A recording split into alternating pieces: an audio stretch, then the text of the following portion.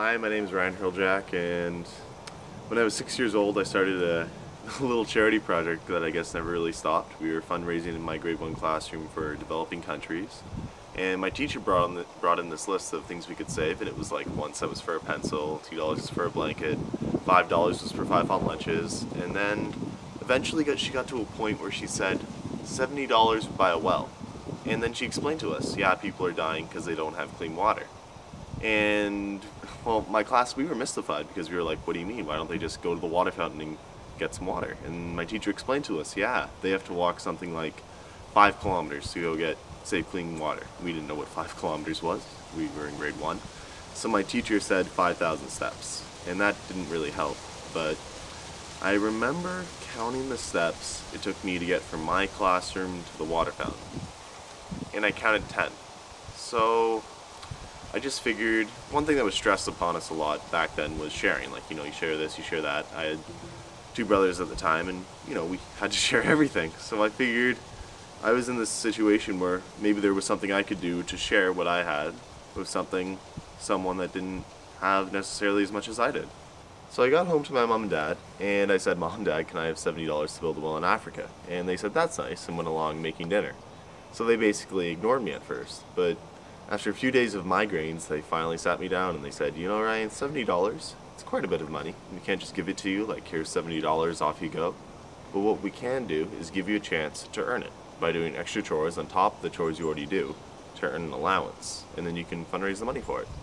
So I did extra chores for 4 months, like vacuuming, washing windows, picking up brushes from the ice storm we had back in '98, and yeah, so I got an allowance, and then I put all the money I had into this wall project. And then after 4 months, I raised the money. By that time, my school had stopped fundraising, so I went out to find a organization that builds clean water wells, only to figure out that it was going to cost $2,000 to drill a well. And after that, I said it would just do more chores. So after a few more chores, I finally realized that I couldn't raise $2,000 by vacuuming my house. So I started public speaking when I was about 7 years old. And then after that, it became less and less of my project and more of everyone's project. The entire community got involved, and then slowly the country, and finally the world. And now we've gotten to the point where we've established the Ryan's Well Foundation. So over the past 9 years, we've helped raise over $2 million, which has gone towards the completion of just about 500 water projects, and that's been in about 14 developing countries, helping approximately 600,000 people. And because so many people came together with this message, and it was so simple, it's just, a grade 1 kid who wanted to make a difference, and it's become so much more than that it's astounding.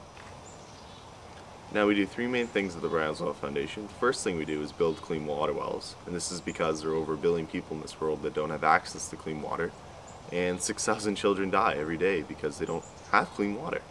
And it's a huge, complex problem, but it's also a simple solution, and that's why we're trying to do our best to make a difference in that. The second thing we do is educate. So that's educating people in developed countries as well as in developing about the importance of clean water as a life-giving resource. Because sometimes what will happen with drilling wells is people will go in, drill a well, and then say, see you later. And that doesn't really work because the wells break, they need to be maintained, and it doesn't really make sustainable development. So what we try to do is we try to get the community involved in building the well and teach them how to fix it if it breaks, basic sanitation, so it really goes a long way in making sustainable development and actually improves lives. And the third thing we do, and I think it's the most important, is motivation. So that's motivating young people, old people, tall people, short people, basically just anyone to go out in the world and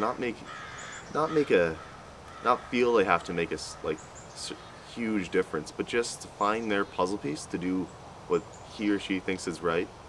And if everyone did that, we think that the world would be a lot better place. So I guess I'll leave you here with a story. When I was 8 years old, I went on a cooking show. It was called The Galloping Gourmet.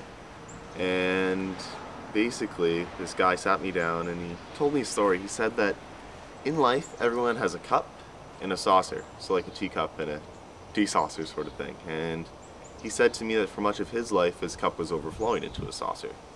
So in other words, he had much more than what he needed to live a happy life. And he told me he kept on refilling his teacup from his saucer until one day he realized that it made more sense to pour what he didn't need in his saucer into someone else's cup. So he changed his way of thinking, and he told me it made him a much happier man. And I know one thing I struggle with sometimes is, and I'm sure we all do, is that sometimes we have too much in our teacup and we don't realize it, sort of thing. And so I try to remember that sometimes when my cup is overflowing, it makes more sense to pour it into someone else's cup. And I think if we all learn to do that a little more, we'll make the world a better place. So far, the Ryan Hreljac Foundation has completed 500 wells in 16 developing countries. Right now, we're trying to complete 40 wells between now and the end of the year, and it's an ambitious goal, but we're confident we can do it. I guess just a simple fact that someone in the world didn't have something that I took for granted every day, and still today I don't have a smile that just lights up on my face because I can have a shower or just a glass of water. And I think the realization that to bring a chance to live a good life to someone is as simple as giving them clean water is just, if we all realize that we could take advantage of these complex problems to provide simple solutions, then so much good could be done. And it's, yeah, so that's why I got involved in it then, and that's why I'm involved in it now. Well, sometimes things won't work out as you want them to, and it's easy to get discouraged no matter what you're trying to do. If you're trying to make a basketball team, get an A on tests, or provide clean water to people. And there have been some problems, but we've overcome them all, and we've gotten to the point we are today. So the problems have just made us stronger, I guess. Well, the world's like a huge puzzle, and in our lifetimes we have to try to figure out where our puzzle piece fits. And I think my piece, well, I thought my piece fit when I was younger with clean water. And I guess one thing that people need to realize is just to acknowledge the fact that there is something that they can do to make a difference, and they have to find their own way for it, because no one's the same, I guess. Well, I guess to change the world, one just has to, look at the world, see what the problem is, and then try to find a solution for it. And be naive, be idealistic sometimes, and you can't be idealistic and naive all the time, but when it comes to, helping out and trying to fix something that's definitely wrong with the world, it's a real good thing to see.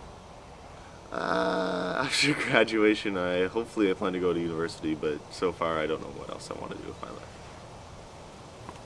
Well, the world water crisis is this huge, complex problem because there's no 1, 2, 3 solution to solve. The solution is there, but if we kind of keep on working towards the goal, we can really make a difference in making the solution more reachable.